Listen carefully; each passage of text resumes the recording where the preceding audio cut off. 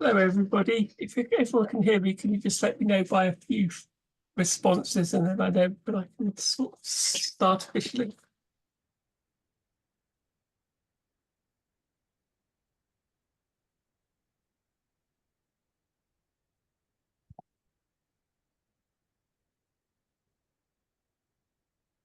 Hello. Those of you in the audience, you should be able to write in the chat or in the Q&A.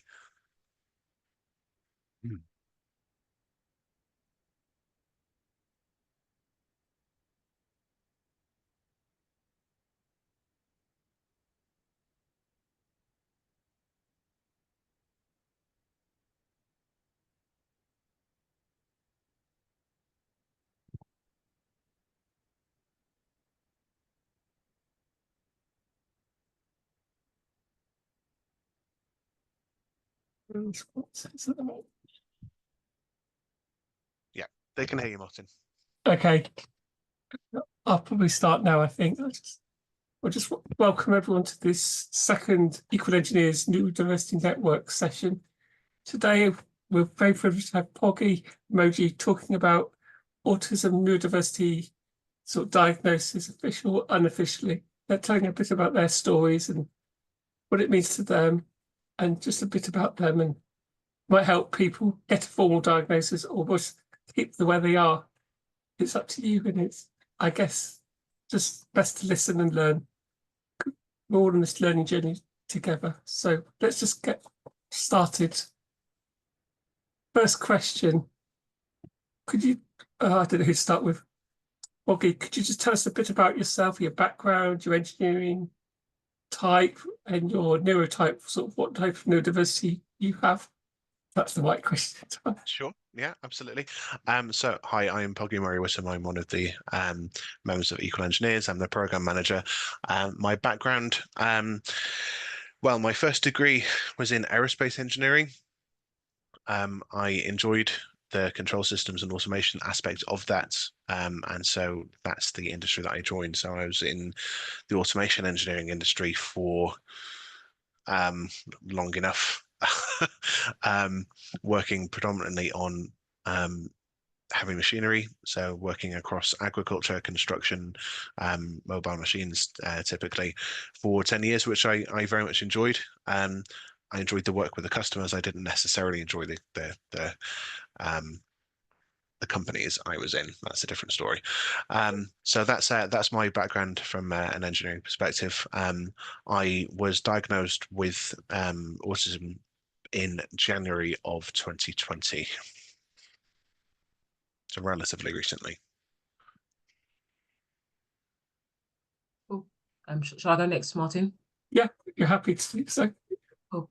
So hi everyone. Muji Banjo. I'm a civil engineer based at Ramble, and I've about 5 years experience in the civil engineering sector.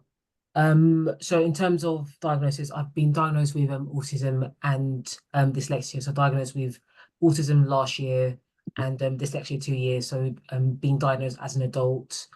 Yeah, that's pretty much it.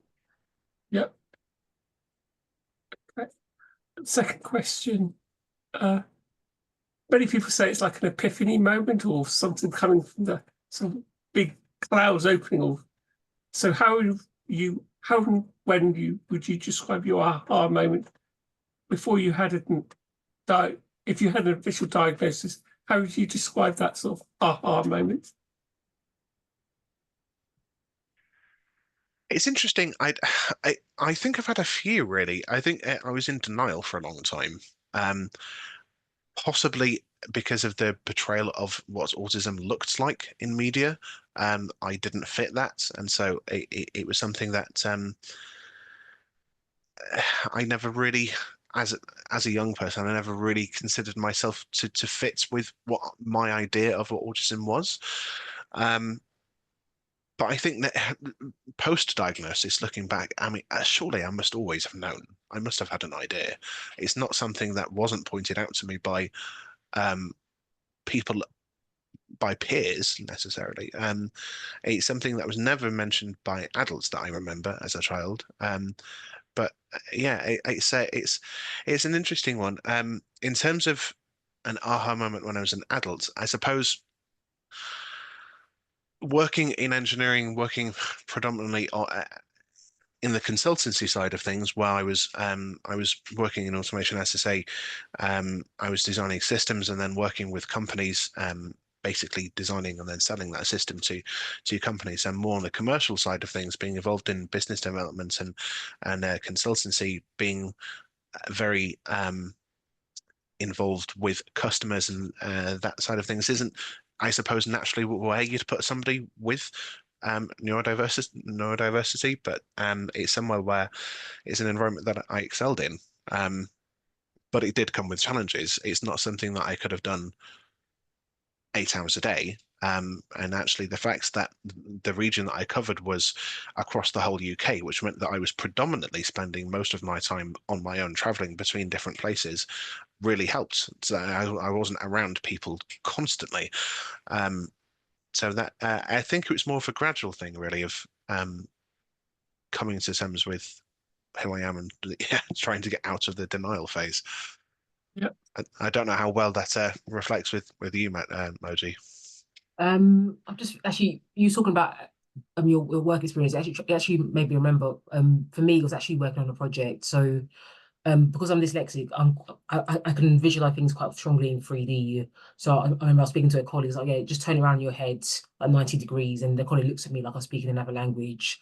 So I think when I started describing my experience there, I realized, okay, maybe the way my brain works isn't common to everyone. So that was really what triggered me pursuing a dyslexia diagnosis.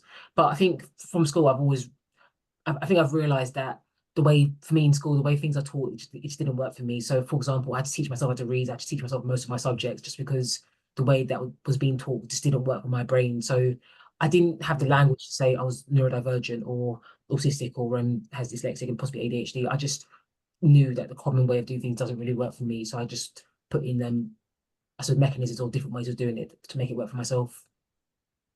That's interesting. I mean, in terms of my academic upbringing, I found academia really easy, actually. I could go through and I didn't struggle with learning. I was much more of a I don't necessarily learn by images or visuals. Like putting IKEA furniture together with that horrible booklet is and my idea of a nightmare. I would rather just have a list of instructions of what to do. I learn from words much better.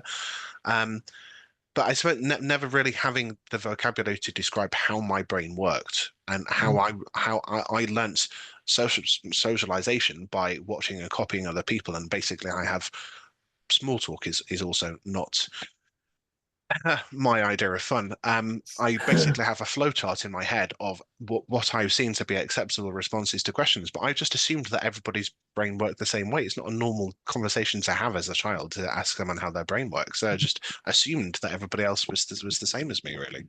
Because for me, I'm a visual learner, so I'm a visual and kinematic. So for me, the pictures that I give is perfect, like the pictures, and or I'll obviously someone like doing it and copying them. But yeah, I think it's interesting. Like even with having autism, you can also have like a kinematic way of learning, or you can learn like through words. So there's so many different ways of experiencing it, and just because you have one diagnosis doesn't mean you're exactly similar to someone else with the same diagnosis. There's that saying, if you met one autistic person, you've only met one autistic person. Mm. And we've all got different ways of expressing it. We've all come to that realization point at a different point in his life. And I think that's so powerful. But it makes us realize that we're not alone. Mm. But then it makes sort of workplaces hard to adjust because I think they can fit us into an autism box perhaps sometimes. Yeah. Saying we're going to all behave in the same way. So we need a bespoke solution for each one of us to thrive in workplaces. So It was I think well, actually getting the diagnosis, and it's something that I went to my GP. I went through the NHS route initially. I went to my GP, who'd been my GP from birth, because even though I live in Shropshire now, I was still registered to my GP in Manchester because I didn't want to change. I wanted my same doctor. I went to him, and I really had to fight to get him to refer me, because he, again, did his idea of me and his idea of what an autistic person looked like was so far removed that I really had to fight to get him to refer me to that. But then and that was, I think, it was sometime in late 2018, early 2019, but the wait time was ridiculous. It was like 3 years or something, which I just didn't want to do. And the more I then thought about it, the more I did research into different traits of autism, the more it fit, the more it aligned with how I felt. So eventually I went down the route of paying to get a diagnosis privately, which was one of the best things I did. And getting that diagnosis was such a relief for me, actually, because I've been misdiagnosed with rapid cycling bipolar disorder, with agoraphobia, with all of these other things that was so seemingly unrelated, when all of them, I think, could have been diagnosed much earlier on with autism, with neurodiversity, which is annoying for a number of reasons. One being I was declared permanently medically unfit from the military, which was my first career choice, because of the misdiagnosed mental health problems that I'd been given. It's very powerful. It's very powerful. Yeah. We often sort of, when we're trying to find locations or pinpoint things down, there's that thing, what 3 words? So what 3 words would you use to describe your neurotype? Or in Moggy's case, what 3 images would you use to describe yourself? Ooh, images. Like, if I give an example for myself, I describe my condition sometimes as complex, real, and messy. It's got, for me, the image, it sounds like an image. I'll describe it as like an intricate, like, painting that when you zoom in, you don't know what you're looking at, but when you zoom out, there's more to it. So yeah, I suppose complex. Yeah. Yeah. What did you say yours were, Martin? Complex, real, and messy. Complex, real, and messy. Yeah. And I sometimes add lifelong, because it's often people think, oh, you grow out of it as a child, or only children have autism. And for example, a lot of research is done in autistic children, but when you enter the workplace, there's very little support for autistic people. Yeah, isolating would be one of my words.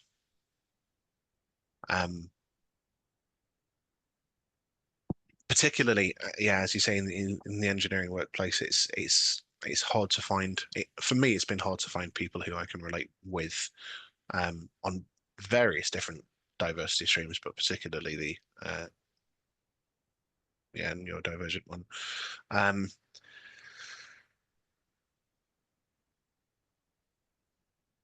Yeah, I'm struggling with the other 2. Isolating is the main one that's coming to mind. Moving expressly on that bombshell. Sorry, should we move on if you're happy? If it comes to you, come back. If it comes back, in classic neurodivergent style, we'll float around the subject. But no, question 4. Bing. Describe one strength and one challenge you've had since being diagnosed as being autistic or dyslexic, whatever neurotype. I can go first on this one. Yeah. So for me, the diagnosis was, rather than other people giving me labels or describing me, I was able to describe myself. So it helped me advocate for myself. So I can now say, okay, I'm not being difficult for not liking this. I'm just trying to regulate my sensory environment, or just do what works best for me. So it's given me the courage to advocate for myself and put things in place that work, and not have to over explain. In terms of one weakness, for me, it's seeing how other people are being treated who are neurodivergent. So, and like some of the statistics, because I think some of the statistics are very disheartening and quite shocking. So, for like the suicide rates, the life expectancy, and the unemployment, or even the prison rates for people with ADHD and dyslexia, in particular the prison rate. So I think for me, it's just seeing how society treats other people who are neurodivergent, or just treat people different. Yeah, the average age of a neurodivergent person is 53, I think, and I've said that, or 51 for an adult male. I said to my wife a couple of years ago, I'm 53, and I said, well, I passed my sell-by date. She said, don't say that, don't say that. So I think we do live with all that stigma and those barriers that do shorten our life potentially. But they're only statistics, and Yeah. I think we can't live by them. We got to, I think I know we can't change our death, but the time of death, but we can do a lot in our lives to make a difference now, I think, to make future generations not have the same struggles as we've had. Yeah, definitely. Yeah, so, something I've touched on from my side in terms of a challenge was the perception of autism in the field I was in, being more involved in the commercial side of engineering, and business development and sales. It was very difficult for me to be open about my neurodivergence when there was a perceived disconnect between that and the industry that I was in, the job that I was supposed to be doing. That was particularly challenging. It was only this year, in fact, before I joined EqualEngineers, when it got to the point where I had to disclose my neurodivergence to work in order to request changes in the workplace, and changes in things that were happening at the time. That was the first time I'd actually said it in 4 years of having a diagnosis, and realistically 6 years of being fairly certain that that I was autistic. So that was a particularly hard challenge. Other things that were involved in that were, for example, I had private health insurance through my last place of work, and I was told by a GP through that service that my autism diagnosis made me incompatible with working in engineering and working in the senior management, which I was in at the time. So having somebody in a medical capacity, somebody like a GP, tell me that I shouldn't be working in engineering, I shouldn't be working in management, was disheartening, to say the least. And particularly given that I already had that doubt in my mind about my suitability for working in this field and working in management, given my neurodivergence, having somebody reinforce that doubt in my own mind was difficult. But similarly to Moji, the strength it's given me is being able to advocate for myself, being able to understand why I behave in certain ways and put other people in a position where they know how to respond. You've touched on a few things, I think. The power of disclosure, or I think that's almost sounds like a drug addict. You're disclosing I think I always say the word sharing and telling people, and I think it should be the onus on the employer. How can we support you? We should have to say how we don't have to sort of admit to something that we shouldn't be ashamed of. But if the employers offer the adjustments from the get-go, from like -30, like at the job interview, and so then they can support the employee to be the best them at that particular moment. But yeah, it is difficult. I did find it difficult disclosing, which is something that, being a box ticker in various different other diversity streams, I haven't found difficult with anything else. Actually, my neurodivergence is the hardest thing that I find, because I have so much experience disclosing gender identity and sexual orientation, that side of things I do with so much authority now. It's sort of with an attitude of go on, say something, I dare you. But with neurodivergence, because it was such a new thing for me, it was difficult. And because of that work environment, that assumption of we're working in trying to sell things to people, autistic people can't possibly do that. That was tough. That was tough. Yeah, I do actually relate to that quite a bit. Because for me, because I raised money for a charity, like when I was and basically the National Autistic Society, and ran the London Marathon, I felt very vulnerable actually sharing the diagnosis and also the fact, and yeah, all of it, because I think there's a real negative stereotype around autism and ADHD in particular, whereas I think dyslexia is, let's be honest, I feel like it's more socially acceptable to be dyslexic as opposed to the other two. Yeah, So I think precisely. we've got a way to go with yeah, the There's stereotypes. there's a lot of stigma associated with autism, more so than any other neurotype, like dyslexia. And then there's a lot of stereotypes, like in the media, and like we see like people like Raymond, Forrest Gump, Sheldon from Big Bang Theory. There's these sort of tropes that people project as this is what it means to be autistic. And again, it comes back to what we were saying at the very beginning. It's one side of autism, but it's not. It's the media pick on one aspect of what autism means. You can be either hyper intelligent or hypo, like a Rayman, intelligent in different ways, Sure. and a Forrest Gump who's seen as a simpleton, but then we're all equal, and I really struggle with these media stuff because somewhere in the truth to me is somewhere in the middle. And sorry to go on a tangent, but I think for me, okay. something that's slightly I think with the limited like portrayal of what autism looks like, I think if someone looks different, if someone's like a different ethnic group, different sexuality, or maybe from a different culture, it will look very different in that cultural experience. So Precisely. if you have such a narrow lens of it, it's not basically for people who are younger or children, they're not going to recognize themselves. So it's why I think I know a lot of like children, they see Lilo and Stitch, and they say like understanding that Lilo and Stitch is basically, for some people, also a lot of autistic people relate, a lot of autistic girls relate heavily to that cartoon because it describes the feeling of being like an alien and an outsider.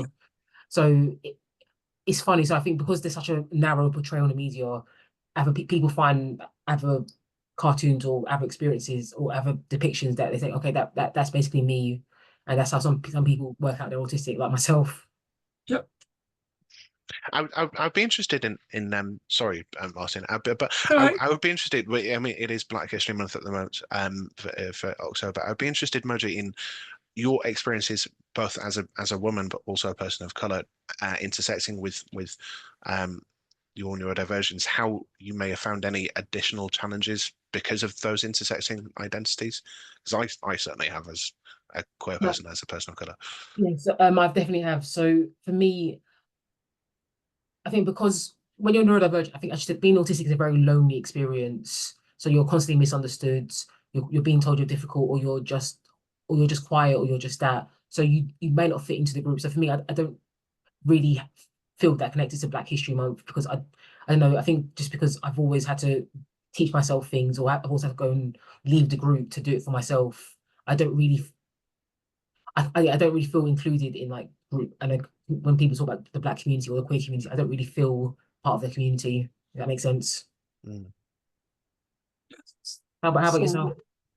Sorry, Morgan. Yeah, I think a large part of it, perhaps a large part of me being in denial for so long about me being neurodivergent was because of the portrayal of whenever you see, most of the time, certainly going back more than 10 years ago, whenever you see an autistic person portrayed in the media, it's the straight white man who behaves like your Sheldon Cooper or like your Rain Man, who's to the point of being intolerable in public, and that just was so far away from my experience.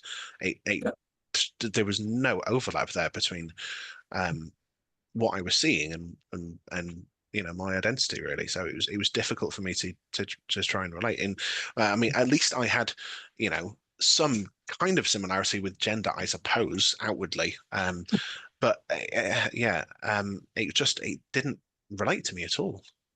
Yeah, no, I completely relate. Yeah, and I think the only reason I worked out I was autistic was from seeing some people that were analysing that Lilo and Stitch, the cartoon, and I was like, yeah, a lot of autistic women relate to this. I was like, oh, that's me then, because I felt like Stitch, I felt like an alien, just playing a role. So I think that's the issue when people are a bit too sort of with stereotypes. If you only see one portrayal or something, but for people who don't fit that one portrayal, you don't see yourself, or you don't understand how it relates to you. And then, sorry, just one more thing on this one. And also, I know there's quite a high co-occurrence with ADHD. So Yep. I think it's something like maybe 80% or something along those 80%, there is 80%. 80%. So for me, like I've run societies, I've run events, I'm basically very social. And because of that, because of the stereotypical like antisocial portrayal of an autistic person, I didn't think that was me, because I've done so many social things, or like similar to Poggy, like I've sold things to people. I've been told I'm the life and soul of the party. I don't know. Yeah. So I think for people, Yeah, absolutely. It's so good to hear that somebody else has that. That's absolutely so true for me as well. And yeah, the look of confusion on some people's faces, particularly in my family, when I was putting yeah, myself through the autism diagnosis process of, but you enjoy going out to clubs and you do all these things and you've been part of all of these societies and networks and you do all of this stuff you can't possibly be, and it's like, well, that's yeah. completely missing the point. Yeah, completely my experience. Even quite a few people said you can't be like, oh, you have a job or you can speak. So, and it's just like, it's a spectrum, and it affects people in different ways. And Yeah. there's different I know, portrayals of it. So I think I think sometimes these stereotypes can be quite harmful. So Very especially people dangerous. struggling with mental Yeah. health, or the Yeah. internal struggle that it can be, and the loneliness of not being understood by anyone or not related to anyone, telling them, oh, you can't be because you're not, basically telling them you can't be autistic because you're not an inconvenience of my life. It's rather short-sighted, and it doesn't understand what actually autism is. It's a special condition. It affects people in different ways, but just because you're seeing it in one way doesn't mean everyone will behave in that way. Yeah. I mean, like myself, I don't like clubs. I didn't use like clubs at university or anything like that. I was really isolated. But I think things that unite us all, I mean, we all know we're different in different ways. We don't fit into the normal way of doing things, and that's very similar. But what you were saying, and it leads to the next question, is why do you think there's so much masking in the engineering sector? Because lots of people tell me in private, "Oh, I'm autistic," but they don't want to share with their work colleagues. And why? I mean, we might have touched on. I think we've touched on. Yeah, from my perspective, I've masked along because I've spent most of my life masking, and so I just sort of got used to my default is to mask, and it's perhaps one of the reasons why I was diagnosed so late in life could have been because I became so adept at masking around people. So from my perspective, the engineering doesn't, I mean, it comes into it a little bit from the working in an environment where I thought it was unacceptable for me to then divulge my neurodivergence. Was certainly part of it, but I've gone through all of my academic career and beyond masking by default, really. Yeah, that makes a lot of sense. I think it comes from school, actually. So I think in school you're taught, if you're too different, or if you're too much or too loud, too talkative, you're suppressed. You're told, okay, you're told you're disruptive. You're told um you're told you're unlikable. You're told you're a know-it-all. So I think it comes from school. And I think engineering, I think there's a cultural norm of just fitting in, not rocking the boat too much.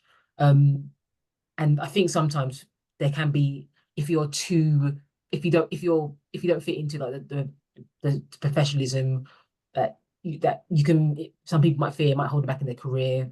There might be judgment from it, or bullying. So I think the same as school, really. I think it's just society just prefers people doesn't stick out too much, and just people who just blend in. So I think for me, masking up is like a survival mechanism. It's Yes. avoid being bullied. Survival mechanism. Yeah, That's relates so well to me as well. Yeah. And I think you're right. I think things like progression bias and recruitment bias definitely come in there. That they have come in for me before. Once I got to a position where I was in management positions or senior management positions, I felt more able to be myself because there'd be less impact, I suppose. But yeah, they're progression bias things that I need to try and fit in as much as I can in order to progress. Yeah, I can write with that. It's meant to be a pattern discussion on YouTube. Sorry, I was diagnosed when I was about 6 years old, and so I've gone through the whole secondary school, start from junior school to secondary school, and then university, and that people have known I've been autistic and dyslexic, very early on. I've been very open about it. So with my employers, I've let people know so it's slightly different. So then people say you're so brave or so passionate, but then I say I just live with it. So I haven't been able to mask because people know who I am, I think. But yeah, and I think it's sometimes hard to, personally, it's hard for me to accept. I accept people who mask, but I think sometimes it's making it a bit harder for everyone to get some changes to make it accessible for everyone. But we've got to accept that people will mask because of the stigma and I think the shame and I bullying. think coming from someone who's diagnosed much later on, I think before I knew what masking was, I was doing it, and as Moji said, as a survival technique, as a survival mechanism. Precisely. And yeah, it's exhausting. Yeah. It's something else that I would say for anybody who hasn't had to mask, it is exhausting. Something that as I mentioned before, something that really helps in my previous role was being able to spend a large part of that on my own, so I could recover and build that energy back up. Going from very high pressure situations for an hour and a half, 2 hours in meetings with stakeholders, and then being able to recover on a 5-hour drive somewhere else definitely helped. Something I can't really do in my current role because I'm jumping from meeting to meeting so often. But I think for me it was mainly a survival thing. Yeah. Because even I think in the fight flight response, I think one of them is fawn, which is basically to just fit in. So it is literally like a stress response that's to just fit in and not draw not too much attention to yourself. Precisely. Yeah. But just on how exhausting it is, I think people don't realize just how tiring it is to have to hide or suppress your natural impulses. So, for example, having to force making eye contact or forcing small talk or going through the list. So, for example, but when I was discussing this with a family member, I was saying they don't realize before a family gathering, I would have to think about, okay, what we're going to talk about, what am I going to say, and I think people don't realize it's not. Even though, okay, you can look social, there's a lot of work that goes in behind the scenes to make it appear seamless. So I think it's just realizing that there's sometimes much more going on below the surface. And there's that analogy that people high masking them autistic people, they're kind of like ducks or a swan gliding through water. They look serene above the surface, but below the surface, their paddles are moving furiously to keep them afloat. Yeah, absolutely. That's so. Is it one of the ways I try and describe how my brain works is to people who are neurotypical is just to go through that process of, in a normal conversation, trying to explain all of the things that I'm having to think about, all of the things that I'm having to manually process that neurotypical people can process automatically, having to think about eye contact, having to try and spend so much energy focusing on myself to try and make myself come across as normal as possible, whilst also having to manually process changes in body language and changes in tone, which neurotypical people, which honestly seems like a superpower to me, how people can just naturally understand that, I've no idea. Having to physically think about all of that, and also think about first light and sound for me two of my big sensory things. So I'm processing all of that sound information and light information coming in. It's a lot. It's a lot. Yeah. And sorry, Martin, I know we're going a bit of a tangent, but for me, with the sound, because one of the biggest shock moments for me was just understand or realizing that for some people in a pub, people can hear the conversation with the person next to them. I found out that I was shocked. I was like, you're not just lip reading, or you're not just judging by their body language what's being said, because I struggle to block out sound because I hear everything on one level. It's positive. So like in a concert, live music sounds like a symphony. It sounds absolutely stunning. But in a noisy environment, I can't make out what's going on with the person next to me. So there are positives and cons to it. But I had no idea that some naturally people can just block out sound or light doesn't bother them. I Yeah. thought everyone was just having the same experience, but they were just better at coping. But no, I was actually shocked to learn that this some people are just okay with all of this stuff. What I Yeah. love about meetings like this is when people say things like that, and it resonates so much with me. Yeah. Again, an analogy that I use is, and you're a typical person, if you imagine their sound like a DJ set with different volumes, that will relate to different distances. I feel like all of mine are pushed to max. I cannot filter sound out. I just can't do it. A ticking clock in a room is like a nightmare to me. And that's something else something I come back on when people react in, oh, you like clubs, so you can't possibly be autistic. I would rather be in a club than in a supermarket. I find supermarkets very stressful. In a club, I have one sound that I can hear because it drowns everything else out. That is much more preferable for me than being in a pub or a supermarket where everything is trying to get at you. It's Even with the lights, sometimes the lights in the club more soothing than like a supermarket is, just because you know what's going to happen. Whereas with with other places you don't know the sounds that are going to come at you. You don't know the lights that are going to flash. So I think if it's predictable, it's easier to manage. Yeah. Back to my checklist in my head. So what you're saying about checklists and I go through a load of lists of my letters and what's going to happen in my head. And the final question: what would you tell your younger self? What you know now? Quite simply, it gets better. I think. I think because I was telling a mother with an autistic child, I was like, for me, being a child with autism is very difficult because you're not in control of your environment. You have to sit in places where you're very uncomfortable. Whereas as an adult, you can just leave, or you can change things. If a child does that, you're seen as obstinate, you're seen as rude. So I think child to teenager with autism or ADHD, very difficult. Adult, it gets it's a lot better. How about yourself, Boggy? I would tell my younger self that I'm autistic. That's a good point. Because it's a philosophical question that I've wrestled with for a few years, whether it would have been any difference, whether I would have been able to get to the same place that I've got in my career and all of this other stuff had I known that I was autistic a long time ago. My university experience certainly would have been very different. But I think I would have been able to cope with things a lot better, having a better understanding about how my mind worked, and having not been medicated and diagnosed with various things that just weren't true, because I didn't fit the multiple GPs' ideas. So my GP at home, but then I went to university in Liverpool and had GPs in Liverpool, and psychologists and all sorts of different people who were consistently misdiagnosing me with all sorts of different things. I think I would have been able to cope better if I'd been able to understand for myself, but then also help other people understand how I work.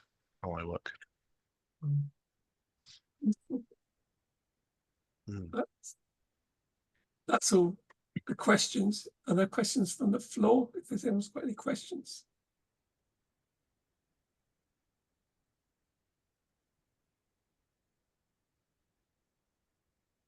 What can I ask, Moji, in terms of your actual diagnosis process, how did you go about doing that? So it's all been very self-led. So I initially went to my NHS doctor, but eventually I ended up going private because I thought the wait time was, I think, 2 or 3 years, and I just thought I was in quite a bad burnout. I just thought it's a waste. I thought after COVID, I haven't got time to waste. Let me just pay for it, and that's how I did it. I think you said you also went for the private route. Yeah, I went through the private route as well. It made things so much. I went through the whole process in I think about a month and a half. Yeah, and then start to finish. Me too. And I think an issue with the NHS route is sometimes that they won't do a follow-up session because you get a piece of paper and you need someone to explain to you what it actually means. Because I'm not sure about anyone else, but I think I found it quite daunting. Just okay, here's this big news about yourself. Go and live your life. You need someone to help you process that. Yeah. Yeah. You need help. It's a very big thing to be told. Because I Did you think did you involve your family with the process? yes, yeah. So it's so I signed. The only reason I got diagnosed is because I signed up to run the marathon to raise money for a charity. It's just a very ADHD thought process. I was like, okay, I read some stats. I was like, about the suicide rate. I was like, okay, let me try and do something to help out. So I signed up to run London, and then I realized, okay, I need help. I need someone to help me pay for this. So I had to talk to my family to get help with the funding of it, and also them to help me raise money for the charity. So it kind of forced me out of the closet as opposed to, yeah, do again, be very public about it. Some So professional bodies like this, some professional bodies like the IC can help with that diagnosis and getting Yeah, so assessments done. even the IC, they also have a dyslexia health stuff as well. So I think Yeah. they give people discounted dyslexia diagnosis. Yeah. So the ICE is doing quite a lot of stuff to help people out with these things. Yeah. So I think I was asking because I think it was a lot of people include like parents and things in that diagnosis process when so in mine I was asked if I could include my parents in the diagnosis to help talk about when I was a kid and things that so things like speech therapy as a child is quite common, which I went through, but I didn't want to include my parents in the process because I know they would have done and this is being recorded, which I need to be mindful of, but I know they would have tried to do everything they could to for me not to get that diagnosis. It's something that they have taken as a fault on them for some reason that I'm autistic. okay, yeah, no, that's an interesting one. I think one of my parents didn't take it very well, and felt it was a fault. But I think I just said that for me, I just said as a family, a lot of us are neurodivergent. That they haven't fully processed that yet. I'm not, I won't go into more detail. But Yeah, I just said, yeah, yeah. I just said, I'm just trying. Well, actually, I just used the marathon as the excuse. I was like, we're helping charity. I think sometimes people struggle to help think about it in a personal sense. But if you create a bit of detachment, oh, we're helping society as a result, there's a bit more openness. I think the marathon was a good way for me to do it. Good distraction. So I think there's a question in the chat. Yeah. Oh, I read it out. Read it out. I can Um, see the screen. I'm visually impaired as well as autistic and dyslexic. Don't want me to read it out? I can read it. Stereotypes are really helpful and damaging. I've grown up in engineering with people regularly saying all engineers are on the spectrum. While this is disrespectful and unfair wrong, it feels particularly damaging for those who actually are. How does it make you feel or impact you with your own conversion, masking, conversation, masking, etc.? How can we help to change the narrative? oh, I Yeah, think it's this is basically an saying how interesting one. I think, yeah, yeah, it's so there are a few things that bug me, and I think the intent behind a lot of the time, the intent behind why people say things like this can be positive. They're trying to say it as a positive thing to put a positive spin on neurodivergence. Things like, oh, everybody's a bit on the spectrum, or describing people. Even the description of high functioning bothers me as well. yeah, Things, yeah, things like that. Or describing autism as like a superpower, for example. And it's what I would say is I find that so negating of my experience because it's not a superpower. I'm not high functioning. And if people realized how much energy I have to spend on doing things that neurotypical people have no concept of spending energy on, then you wouldn't describe it as high functioning. You wouldn't describe it as a superpower, and you wouldn't say that everybody's on the spectrum because uh, it's just not true. It's not true at all. so And whilst I do have particular interests, as is a common trait with autistic people, I have read so much on some particular topics, which is why I can name all of the kings and queens of England in order with dates. But that's not because it's a super, right? It's because I've hyper focused on that for years, and that's something that particularly interests me. I find it really negating. Yeah, I would say. Definitely. And I think, like, even you just saying that, I was thinking, if everyone was on the spectrum, I think the world would be a lot kinder place, and it wouldn't be as hurtful to autistic people. So I think they've kind of already cancelled out their statement just with how much autistic people are suffering in terms of employment, some of the mental health outcomes. So I think for me personally, I think when people say everyone's on the spectrum, I've had to like kindly educate some family members and just like explain to them why it isn't, and just also just look at some of the like, if you read a newspaper and read about some of the mental health conditions or impacts on autistic people, you can just see not everyone is on the spectrum. So I think for me, I think if you sometimes talk it through with people, you can easily like and explain why it's not true. But I think sometimes but it's not on us to educate everyone. Like, and I think we can't. It's not on autistic people to save, or not save, but like to explain what autism is. Because I think, like, if for me personally, I burn out quite regularly. I haven't got I have my own health conditions. I haven't got the energy to also explain to everyone else why I need to leave early, or why this, like, or why I can't, or why I've got a migraine all the time. So it's just. I think there's an unfair amount of work on autistic people sometimes. Someone said to me, we're all neurodiverse, but we're neurodivergent because we have this spiky profile, which we have particular strengths in certain areas and very low cognitive abilities in certain other areas, and that makes us neurodivergent, and other people's are neurotypical, which are sort of a baseline average, or whatever average and normal looks like, but we have extreme behaviors or traits that people notice of, I think, but just on Jamie's last point about how to change this narrative, I think just people telling their own story. I think that's the thing with Black History Month, like people telling their narrative. But I think people just not allowing media, or I don't know, I can't think of the word, or Hollywood, I think just telling your own story and not allowing someone else to tell it for you. I would agree with that, absolutely. Stories are so powerful.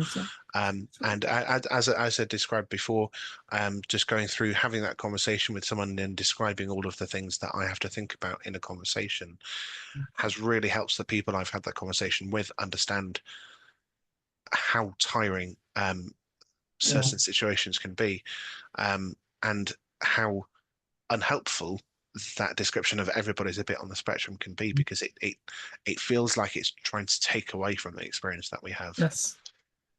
Definitely. Another question has come in, by the way. Do you want me to read it out? Yeah, I saw that. It says, no need to answer if this is uncomfortable. Did you have a history of mental health issues before your neurodivergent diagnosis? For example, doctors prescribing medication, CBT. Did you find your autism diagnosis go some way to explain your previous mental health issues? Remember, you don't have to answer if you don't feel comfortable. I can go first. Or give a generic answer. I mean, so for me, not really. So I take, after COVID, I took myself to therapy, as many people did. But I think for me, I kind of just, I think because my parents are immigrants, I kind of just associate life with suffering. So I didn't really know that there was an option. I didn't really know there was an option. So I personally didn't have any mental health conditions diagnosed, but or really see doctors, because I didn't really know that was an option. So that's just from like the immigrant experience. You don't know that there's an option to get help with things you're suffering with sometimes. Do you think you could did your mental health, obviously you didn't get a diagnosis, but did your mental health, did you have a history of mental health before the diagnosis that you've been able to reflect upon and think actually that was related to this? Something. So like I've had migraines from a young age, just because lights in schools are very bright and all the sounds. But I think for me personally, just because like when you're like from a working class background, life is just tough anyway. Let's, Yeah. let's be honest. So I just associate, oh, I just thought life was suffering, if I'm being honest. It's only recently I'm like, oh, like life can be easy. You know, I was telling my Yeah. sister, you know, life is so much easier when you're not struggling with mental health. But yeah, I just thought life was suffering, if I'm being honest. It's so interesting, and that's why it's something that I'm quite pleased about in terms of us being on here. Is I've had similar experiences as well, being black and being queer. A lot of what I've been through, I have associated with that's because of this. And yeah, I mean, as I spoke about it before, I do have a history of mental ill health. With depression, with anxiety, insomnia, eating disorders, self-harm, suicide ideation, suicide attempts. I've been diagnosed with depression, with anxiety, with rapid cycling bipolar disorder. I've been put on various medications that made me worse. I was referred to CBT but refused to go on it. I was also referred to cognitive analytical therapy, which I did do but didn't help either. All before, because nobody could seem to make the link between all of these separate things. I was diagnosed with agoraphobia, which again isn't true. I'm not agoraphobic. I just don't like supermarkets. I'm quite happily go to clubs. And it took a long time for anybody, myself included, to put that connection together and realize actually, no, these can all be linked by my neurodivergence. Yeah, that's a good Um, point. but I can certainly relate, coming from a working class background, being one of three black people in a school of 2,000 people and being the only openly queer person also at secondary school. A lot of my I'm on my own because I would put into those two camps and not really consider the neurodivergent side of things. Yeah, yeah, no, interesting. I think because autism is quite a lonely experience, I think you kind of get used to or you can just get used to fixing your own problems. So you might not recognize that, oh, you might not recognize this is a mental health problem because you're just used to being alone, or you're just used to fixing your own issues. Mm. It's interesting to see how that intersectionality between different identities comes out, and perhaps if it, trying to be careful of what I'm saying here. There could be some correlation between why certain demographics of people are diagnosed earlier. When, for example, had I been a straight white man, I wouldn't have been able to attribute those things that I was experiencing to anything else, and so maybe I would have gone for a diagnosis earlier. Maybe it would have been noticed by other people. There has been a bit of research into that. Also, about family backgrounds and sort of ethnicity and how that shapes diagnosis and timing of diagnosis. yeah, because I think for most women and girls, I think I think it's either like in their teenagers or just in adulthood. Teenagers, yes, yeah. So it's late. maybe 5 or 6 years after boys. So it's interesting.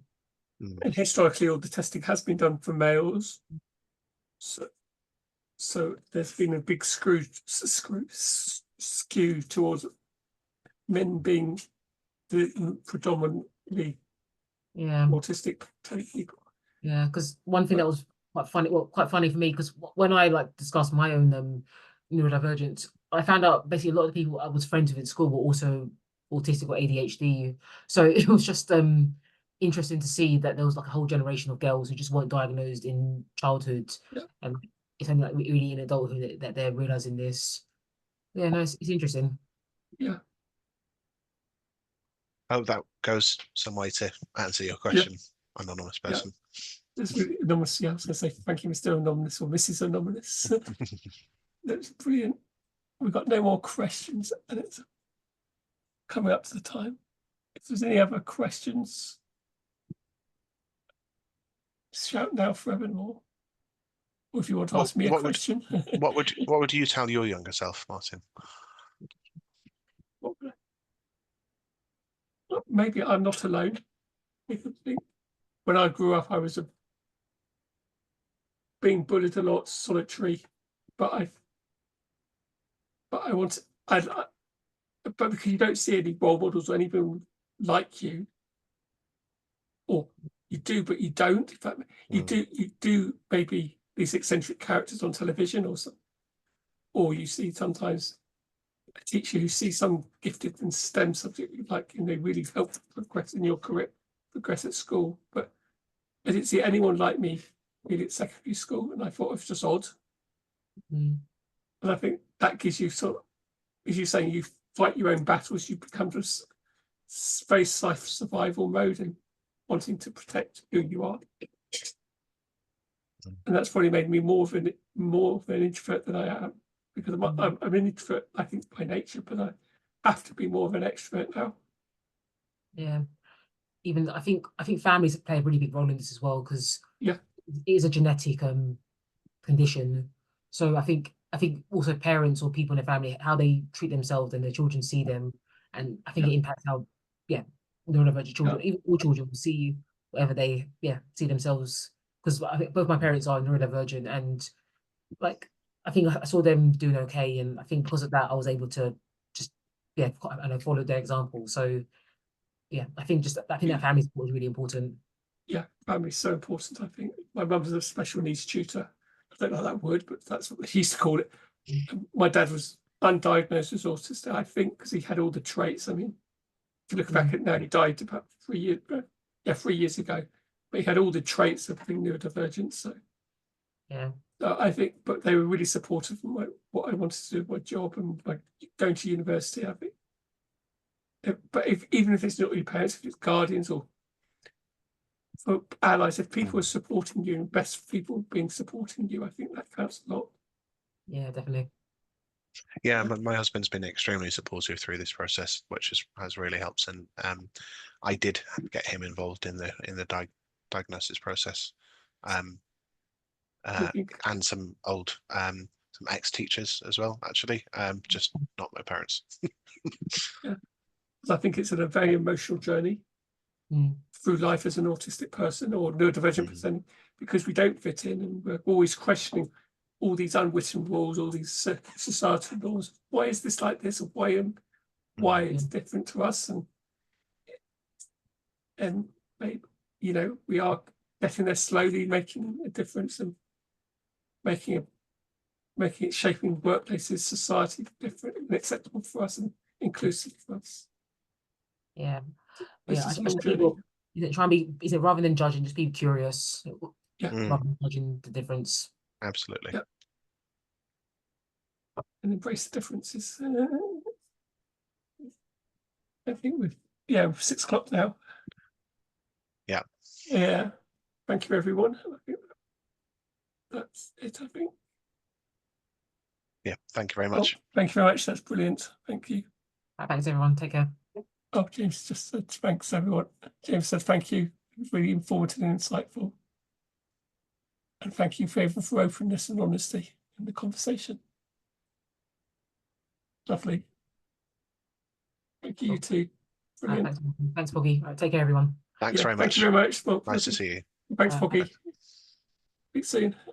Bye.